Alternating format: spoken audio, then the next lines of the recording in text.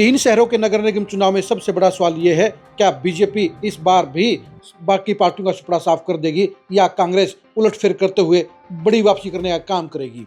तीनों ही नगर निगम के चुनाव यानी पंचकुला, अंबाला और सोनीपत हरियाणा की पॉलिटिक्स पर बड़ा असर डालने का काम करेंगे। इसलिए बीजेपी जहां अपना दबदबा कायम रखना चाहती है, वहीं कांग्रेस वापसी के ख्वाब देख रही है। लेकिन एक वोट बैंक ऐसा है जो पलड़ा इधर से उधर कर सकता है और यही वोट बैंक सबसे डिसाइडिंग फैक्टर है। हम बात कर रहे हैं पंजाबी वोट बैंक की। नमस्कार, मैं हूं कुलदीप शिवरान। आज हम खरी खरी न्यूज में चर्चा करेंगे तीन नगर निगम चुनाव में कांग्रेस की संभावनाओं की, कांग्रेस के विकल्प की और पंजाबी वोट बैंक की इंपॉर्टेंस की।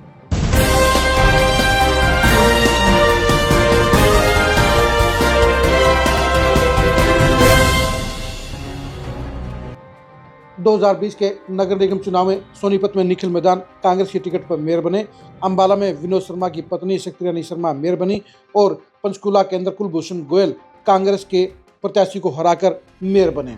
पंचकुला में हार जीत का अंतर महज 2057 वोटों का रहा, यानी सबसे कम मार्जिन से यहां पर बीजेपी चुनाव जीती। अंबाला के अंदर विनोद शर्मा ने किला कर दिया और सोनीपत के अंदर कांग्रेस की जीत हुई।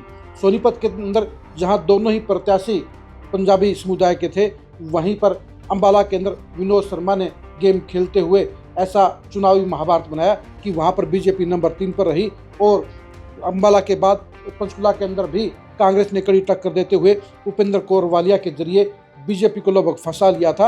और तीनों ही चुनाव के अंदर जो सबसे इम्पोर्टेंट फैक्टर रहा वो था पंजाबी वोट बैंक। हम आपको बताते हैं कि पंजाबी वोट बैंक इन तीनों ही नगर निगम चुनाव में सबसे ज़्यादा इम्पोर्टेंट क्यों है, डिसाइडिंग फैक्टर क्यों है। सोनीपत नगर निगम के अंदर लगभग 70 से 75 हज़ार पंजाबी वोटर हैं। इसी तरह से अंबाला के अंदर भी लगभग 40 से 45 हज़ार पंजाबी वोटर हैं और पंचकुला के अंदर भी लगभग 50 हज़ार से 55 हज़ार के बीच में पंजाबी वोटर हैं। और यही वोट बैंक ऐसा है जो एक तरफा चलता है और जिधर ये चलता है उसकी जीत पक्की कर देती है।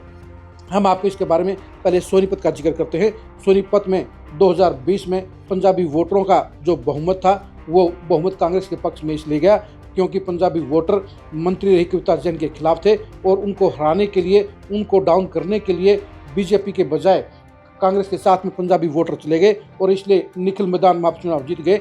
जबकि बीजेपी के प्रत्याशी भी ललित बत्रा पंजाबी थे, लेकिन पंजाबी वोटरों के 80% ने कांग्रेस प्रत्याशी निखिल मैदान का साथ दिया और इसलिए कांग्रेस वहां पर मेयर का चुनाव जीत गई। यही हालात अंबाला में रहे। अंबाला में भी जो 45 हज़ार पंजाबी वोट बैंक है, उनमें से भी 80% ने विनोद शर्मा की पत्नी शक्ति रानी शर्मा का साथ दिया। विनोद शर्मा अंबाला के अंदर पंजाबी ब्राह्मण और पंजाबी वोटरों के बीच में अपने आप को सेट कर लेते हैं, अपने आप को पंजाबी बताते हैं, इसलिए उनकी पत्नी के पक्ष में पंजाबी वोट बैंक केंद्रित हो गया और इसलिए उनकी जीत हुई। यहाँ पर बीजेपी को पंजाबी को वोट नहीं मिले, इसलिए बीजेपी नंबर 3 के ऊपर चली गई। अंबाला के साथ साथ पंचकुला के अंदर भी यही कहानी दोहराई गई। अगर उपेंद्र कौर वालिया ने पूरी शिद्दत के साथ और गंभीरता से चुनाव लड़ा होता तो वहां पर बीजेपी के कुलभूषण गोयल चुनाव हार सकते थे, लेकिन वो आखिरी टाइम में फिनिशिंग नहीं कर पाई और 2057 वोटों से चुनाव हार गई। अब 2026 में भी यही कहानी लागू हो सकती है, लेकिन उससे पहले हम आपको 2025 के मेयर के बाई इलेक्शन यानी अंबाला और सोनीपत के मेयर के बाई इलेक्शन के बारे में भी आपको बता दें। 2025 में सोनीपत और अंबाला में इसलिए नगर निगम मेयर के उपचुनाव हुए क्योंकि सोनीपत में निखिल मैदान कांग्रेस से छोड़कर बीजेपी में आ गए। बीजेपी ने उन्हें विधानसभा का टिकट दिया और वो एमएलए बन गए क्योंकि पंजाबी वोट बैंक ने निखिल मैदान के साथ पलटी मारते हुए कांग्रेस को छोड़कर बीजेपी को चुना और इसलिए निखिल मैदान चुनाव जीत गए। और इसी तरह से शक्ति रानी शर्मा भी बीजेपी में शामिल हो गई और बीजेपी ने उन्हें कालका से टिकट दिया और वो वहां से एमएलए बन गई। इसलिए दोनों शहरों में चुनाव हुए और दोनों शहरों में उपचुनाव के अंदर पंजाबी वोट बैंक बीजेपी के साथ लामबंद हो गया। अंबाला में जहां शैलजा सचदेवा के पक्ष में पंजाबी वोट बैंक इकट्ठा हो गया और इसी बदौलत वो असीम गोयल से 15,000 वोट ज़्यादा ले गई, यानी पंजाबी वोट बैंक साफ तौर पर शैलजा सचदेवा के साथ आया और वो वहां पर मेयर बन गई।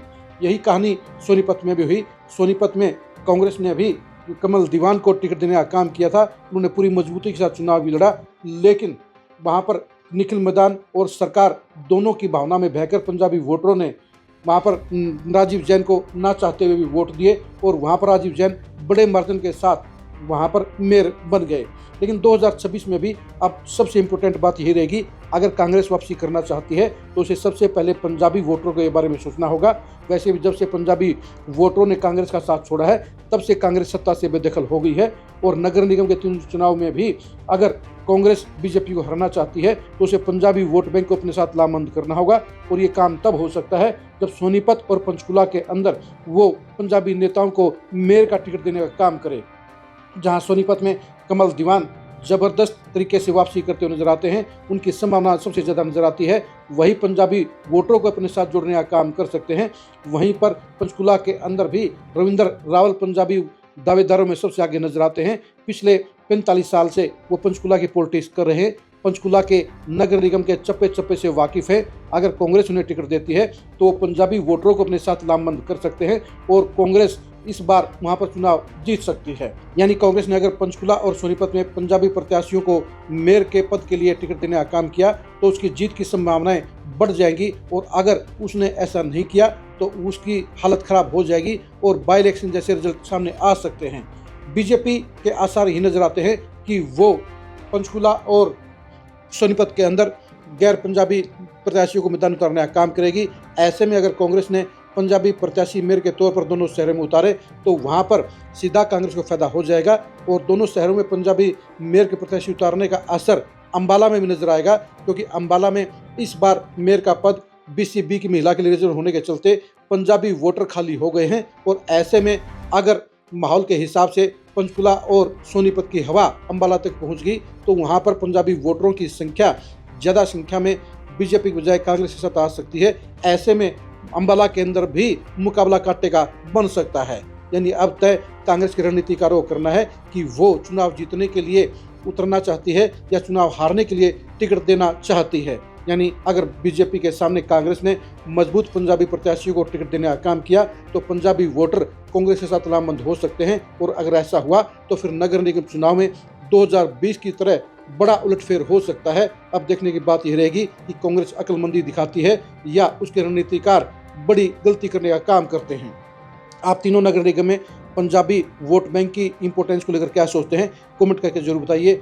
2026 के इस पहले चुनावी दंगल में तीनों नगर निगम में आपको कौन सी पार्टी का पलड़ा भारी नजर आता है, इसके बारे में अपनी राय दीजिए। तीनों ही नगर निगम के शहरों के अंदर कांग्रेस को किन प्रत्याशियों पर दाव लगाना चाहिए, उनके नाम भी आपको जरूर बताने चाहिए। नगर निगम के चुनाव में कांग्रेस के सबसे मजबूत मेयर पद के प्रत्याशी कौन कौन से हो सकते हैं, उसके बारे में भी कमेंट करके जरूर बताइए। आप मेयर पद के चुनाव को लेकर एक्सक्लूसिव खबरों को जानने के लिए लगातार खरी खरी न्यूज़ के साथ बने रहिए। आप हमारे फेसबुक पेज को फॉलो कीजिए, आप हमारे यूट्यूब चैनल को सब्सक्राइब कीजिए। नमस्कार।